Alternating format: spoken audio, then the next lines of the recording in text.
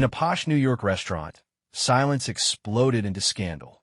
A 19-year-old waitress, Layla, trembling in fear, was targeted by Elizabeth Carter, a wealthy racist who demanded her dismissal.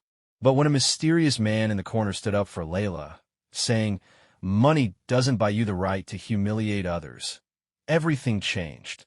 What drove her to fight injustice? Find out how one night turned the life of a city around.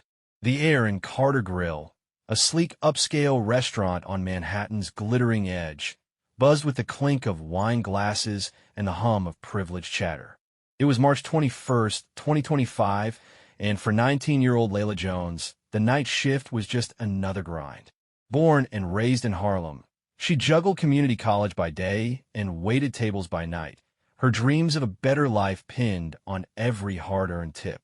Her faded sneakers squeaked against the polished marble floor as she balanced a tray of appetizers, her dark braids swinging with each hurried step.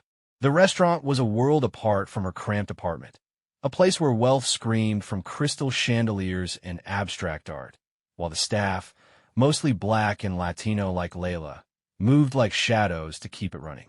At the center of the dining room sat Elizabeth Carter, a 45-year-old socialite with icy blonde hair and a stare that could cut glass. Her designer heels clicked with authority as she swept in, flanked by two friends dripping in pearls and condescension. Elizabeth was a regular, the kind of customer who treated the staff like props in her personal play. Her husband, Thomas Carter, sat on the city council, wielding influence that stretched from permits to police precincts. To Elizabeth, Carter Grill wasn't just a restaurant. It was her stage, and tonight, Layla was about to stumble into the spotlight. Layla approached the table, setting down a plate of seared salmon with a practiced smile. "Here you go, ma'am. Enjoy your meal." Elizabeth barely glanced at it before jabbing the fish with her fork. "This is cold," she snapped, her voice sharp enough to slice through the room's murmur. She tossed the fork onto the table with a dramatic clatter. "Do you even know how to do your job? Or do they just let anyone in here now?" Her friend smirked, their laughter a quiet blade aimed at Layla's pride. Layla's chest tightened, but she kept her tone steady. "I'm sorry, Mom. I can have the kitchen remake it right away." She reached for the plate, her hands steady despite the heat rising in her cheeks. Elizabeth waved her off like a fly. "Don't bother with excuses. Tell your manager this is unacceptable. I want you gone tonight." The words landed like a slap, and the restaurant fell silent, every eye turning toward the scene. Layla froze, the tray trembling in her grip, her mind racing. Rent was due in a week. She couldn't lose this job. Not now. From the corner booth, a man in a plain gray suit stood up. James Wilson was a fixture at Carter Grill, quiet, unassuming, always sipping coffee alone. The staff figured he was just another businessman with a taste for overpriced steak. But as he stepped forward, his voice cut through the tension like a knife. "If you think money gives you the right to strip someone of their dignity," he said, low and cold, "you're about to learn a lesson you can't buy." Elizabeth's head snapped toward him, her blue eyes wide with shock. "Who the hell are you to talk to me like that?" she demanded, her face flushing red. James didn't flinch. "Someone who's been watching longer than you think." The room held its breath, and Layla's heart pounded. She didn't know James, not really, but the steel in his voice felt like a lifeline. Manager Ted Marshall, a wiry guy with a perpetual stress frown, scurried over, wringing his hands. "Mrs. Carter, I'll handle this." "Layla, back to the kitchen now." His tone was clipped, his loyalty clearly tilted toward the woman with the platinum credit card. Layla nodded, biting her tongue, and retreated, the sting of Elizabeth's words burning deeper with every step. Behind the swinging kitchen doors, the chaos of sizzling pans and shouted orders swallowed her. She leaned against the counter, closing her eyes for a moment to steady herself. "Just 2 more hours," she whispered. But the night wasn't done with her yet. As she grabbed a fresh tray, Ted poked his head in. "You're on thin ice, Layla. One more complaint, and you're out. Mrs. Carter's not someone we piss off." His warning hung heavy. She knew the game. Customers like Elizabeth always won, no matter how wrong they were. Back in the dining room, Elizabeth leaned back in her chair, smirking as she sipped her wine. Honestly, she muttered loud enough for nearby tables to hear, the help these days, standards are slipping. Her friends giggled, and Layla's hands clenched into fists beneath her tray. She wanted to scream, to throw the tray and walk out, but the reality of bills and tuition kept her rooted. She'd survived worse. She could survive this. James, still seated now, watched it all unfold, his fingers tapping against his coffee cup. His calm exterior hit a storm. What no one knew, not Layla, not Ted, not even Elizabeth, was that James owned Carter Grill. He'd bought it 3 years ago under a shell company, using it as a quiet perch to study power dynamics up close. A former civil rights lawyer, he'd traded courtrooms for this subtle rebellion, observing how the privileged flexed their muscle and the marginalized bore the weight. Tonight, Elizabeth had just lit a match, and James was ready to fan the flames. Layla didn't know it yet, but her fight was about to begin. One night, one insult, one stand. It was the spark that would set New York ablaze. How far would Elizabeth push? And what would Layla risk to push back? The answers were coming, and they'd shake the city to its core. The neon glow of Manhattan faded into Harlem's shadowed streets as Layla Jones trudged home from Carter Grill, her apron stuffed into her bag. It was past midnight on March 22nd, 2025, and the sting of Elizabeth Carter's venom still lingered. Her words, "I want you gone," echoed in Layla's head, each syllable a weight on her already burdened shoulders.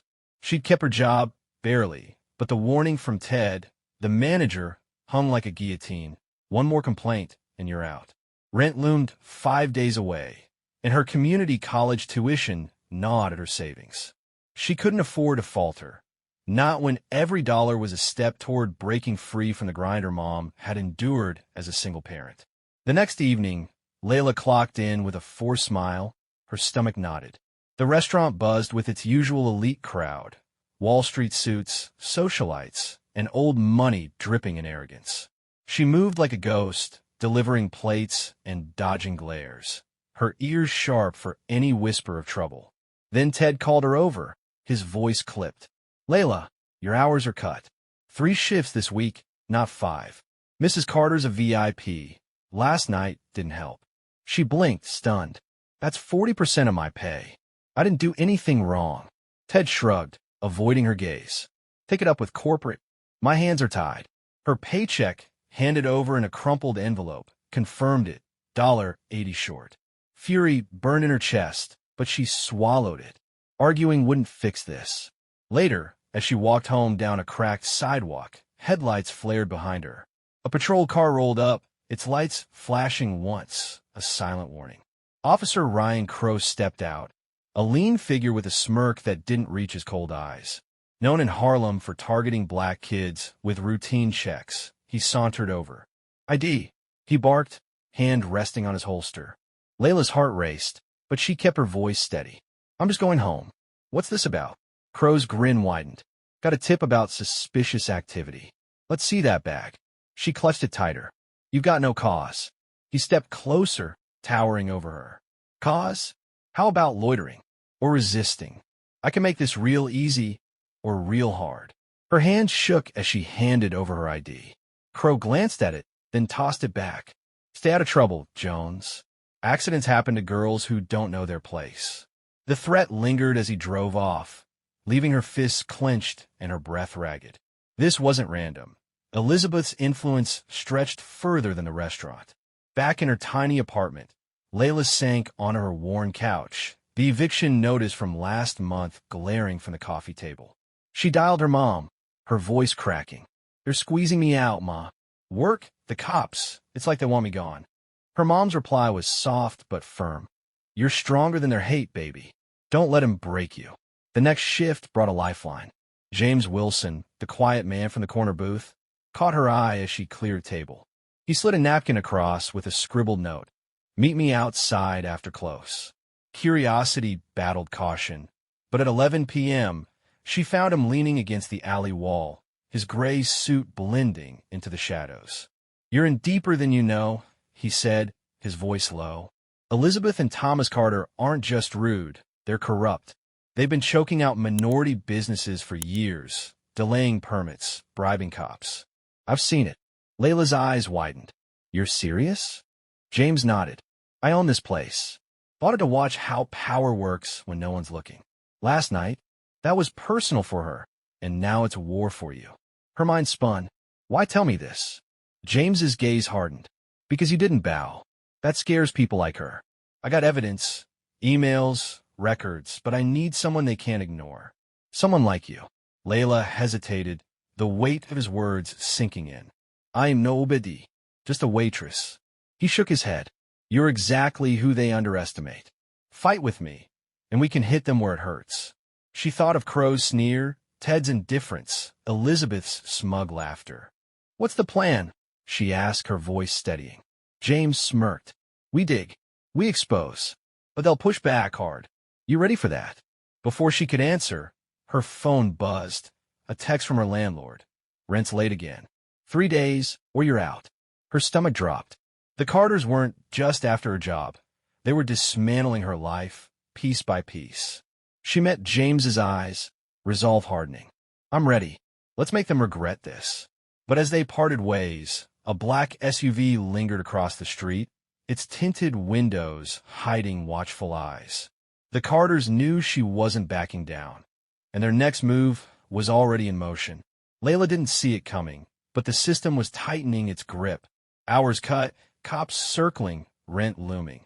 Every step forward came with a shove back. James had lit a spark, but the Carters held the matches. How far would they go to crush her? And what would it cost to fight back? The storm was brewing, and Layla was right in its eye. The dim glow of James Wilson's apartment above a Harlem bookstore cast flickering shadows on the walls as Layla Jones sat across from him, her hands gripping a chipped mug of coffee.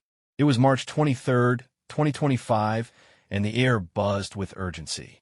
Piles of legal pads and a humming laptop cluttered his desk, evidence of his late-night digging.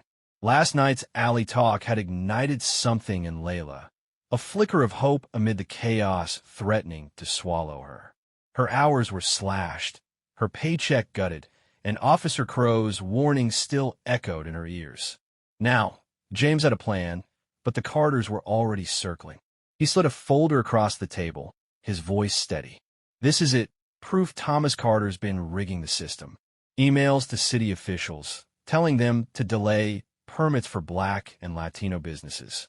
One says, keep Harlem in check, too many of them popping up. He's got cops like Crow on speed dial to enforce it. Layla's breath caught as she scanned the pages. Names, dates, cold instructions to bury dreams like hers. This is disgusting, she whispered, her anger flaring. They're not just jerks, they're criminals. James nodded, his eyes sharp. They've built an empire on it. But exposing this? It's a grenade. You pull the pin, and they'll hit back twice as hard. She squared her shoulders. I'm not scared. Let's do it. James hesitated, then pulled up a public records site on his laptop. Together, they cross-checked permits, coffee shops, barber shops, bodegas, all stalled or denied, while white-owned startups sailed through. The pattern was undeniable, a quiet war waged with bureaucracy. We've got enough for a journalist I know, James said. She'll break it wide open, but we need to move fast. Layla nodded, adrenaline surging. For once, she wasn't just surviving. She was striking back. But the Carters weren't asleep. The next evening at Carter Grill, Layla overheard Elizabeth at her usual table, her voice dripping with smugness. Thomas says that new soul food joint on 125th? Permits are lost again, she purred to her friends, who laughed like it was a punchline. Good, one replied. Keeps the riffraff out. Layla's grip tightened on her tray, knuckles whitening. She ducked behind the bar, texting James. They're bragging about it. We've got them. His reply came quick. Stay low. I'm sending it to the press tomorrow. She should have known it wouldn't be that easy. As her shift ended, Ted cornered her by the hostess stand, his face a mask of irritation. Layla, you're done here. Fired. Mrs. Carter says you stole from the register. Management believes her. Her jaw dropped. That's a lie. I've never.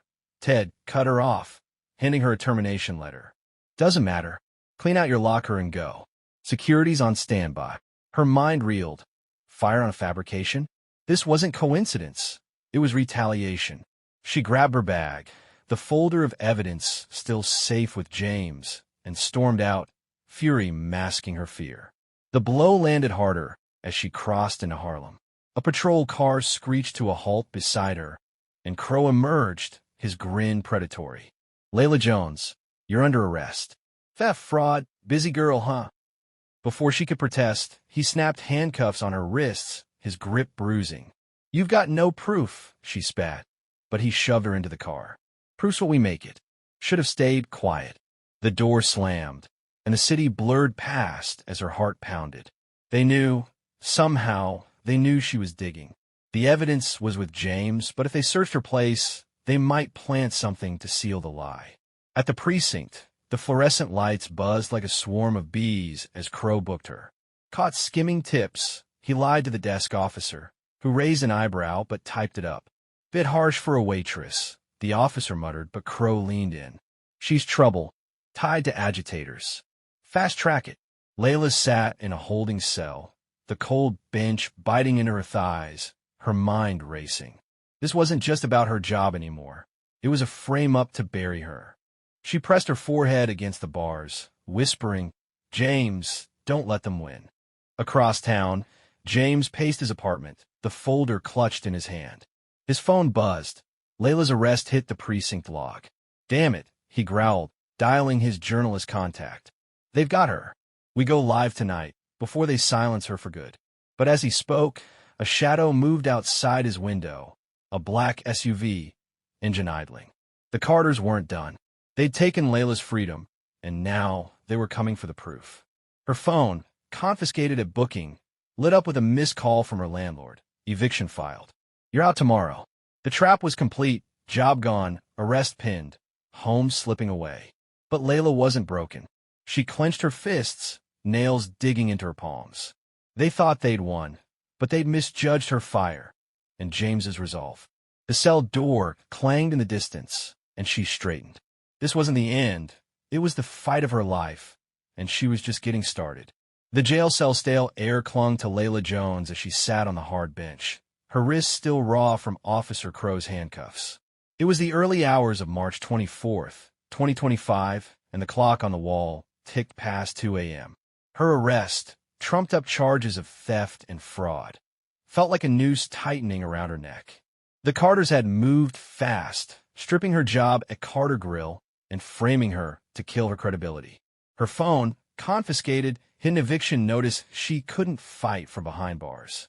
Every piece of her life was crumbling, but her resolve burned brighter than ever. She wasn't just a waitress anymore. She was a threat, and they knew it. Across town, James Wilson paced his cluttered apartment, the folder of evidence, Thomas Carter's emails and permit denials, clutched in his hand. Layla's arrest had hit the precinct log an hour ago, a gut punch he hadn't expected so soon. "They're scared," he muttered, dialing his journalist friend, Mia Torres. "Mia, they've locked her up? Fake charges. We gotta break this now." Mia's voice crackled through, calm but urgent. "Sending it to print and online, midnight drop. But if they're this bold, they'll come for you next. Protect that evidence." James glanced at the flash drive on his desk, then out the window. The black SUV still idled across the street, its presence a silent warning. Back at the precinct, a guard's boots echoed down the hall. "Jones," he grunted, unlocking the cell. "You're out. Someone posted bail." Layla's heart leapt. "Ooh," the guard shrugged. "Don't ask me. Move it." She stumbled in the lobby, her mind spinning. James couldn't have pulled this off so fast. There, waiting under the flickering lights, stood James and a tall woman in a navy suit, her presence radiating steel. "Layla Jones? I'm Mia Carter. No relation," she added with a wry smile. "Senior partner at Liberty Law." James briefed me. "We're filing to dismiss those charges, and I've got you out on bail." Layla blinked, dazed. "Oh, Nia cut in. Someone bigger's watching. Let's go." Outside, a sleek car pulled up, and the window rolled down to reveal Judge Marcus Edwards, gray-haired, sharp-eyed, a rare progressive voice in New York's courts. "Miss Jones," he said, voice gravelly, "the Carters cross a line tonight. I pulled strings for your release, But this fight's just starting. James held up the flash drive. "We got everything. Emails, records, proof they've been choking out minority businesses. It's live soon." Edwards nodded. "Good. Hit them hard." At 3 a.m., Mia's story exploded online. Councilman Thomas Carter implicated in corruption and racial bias. Whistleblower Waitress targeted. Social media erupted. Hashtag Justice for Layla trended as screenshots of the emails spread like wildfire. By dawn, protesters swarmed City Hall, signs blazing. In the corruption, the news hit TV screens. Anchors dissecting Thomas's orders to keep Harlem in check. Layla watched from James's apartment, her breath shallow. "They can't bury this," she whispered. James smirked. "They won't." The Carters fought back. At noon, Thomas stood on City Hall steps, flanked by lawyers, his tie perfect despite the chaos. "These are baseless smears," he declared, voice smooth as silk. "My wife and I champion diversity. This is an attack on our legacy." Elizabeth, beside him, clutched her pearls, her face a mask of wounded innocence. But the crowd wasn't buying it. Boos drowned his words. Then, tires screeched. 2 black SUVs rolled up, and FBI agents stepped out, badges flashing. The lead agent, a woman with a no-nonsense stare, cut through the noise. "Thomas Carter, you're under arrest. Conspiracy, fraud, obstruction." The cameras caught it all. His jaw dropping, Elizabeth's gasp, the cuffs snapping shut. Layla stood across the street with James, her pulse racing as Thomas was shoved into a car. Elizabeth shrieked, "This is a mistake." But the agents ignored her, sealing her husband's fate. Protesters cheered, a wave of relief crashing over Layla. "It's real," she breathed. James nodded, his voice quiet. "They try to break you. Now they're the ones falling." Her phone buzzed. "Nia." Charges dropped. "You're clear." Tears pricked her eyes, but she blinked them back. This wasn't just her win.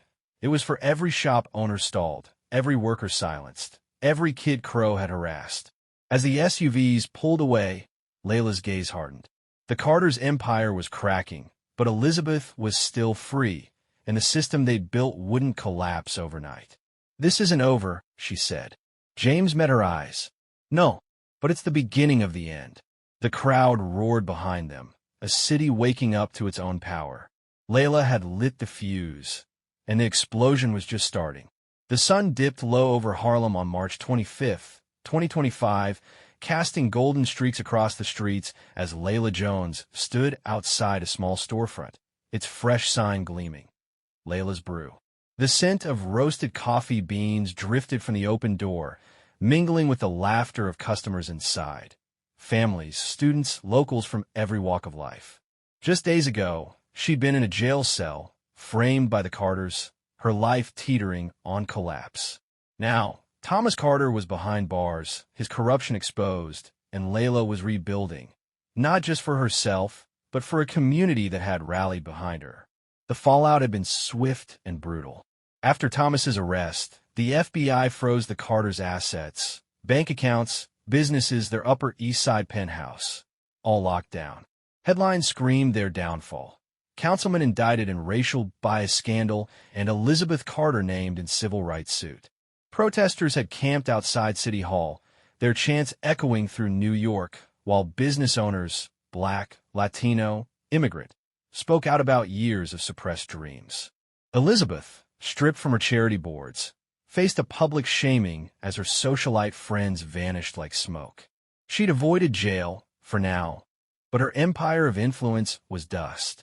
Layla's phone buzzed with a text from Nia Carter, the lawyer who'd fought for her. Civil suit filed against Elizabeth, discrimination and defamation. "She's done." Layla exhaled, the weight of the past week lifting slightly. Her own charges, those fake theft claims, were dismissed, her record clean.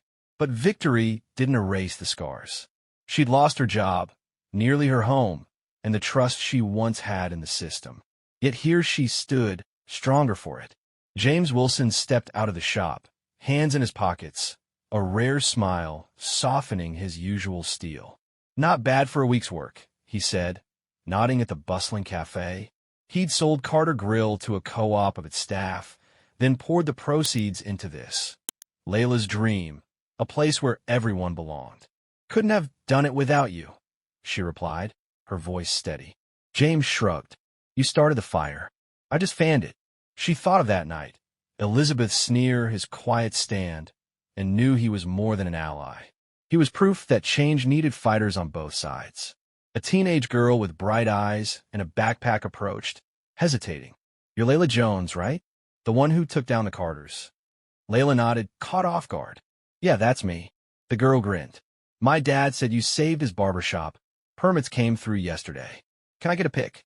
Layla smiled. Posing as the girl, snapped a selfie. You're a hero, she added before darting off. Layla's throat tightened. Hero, she murmured. James chuckled. Get used to it.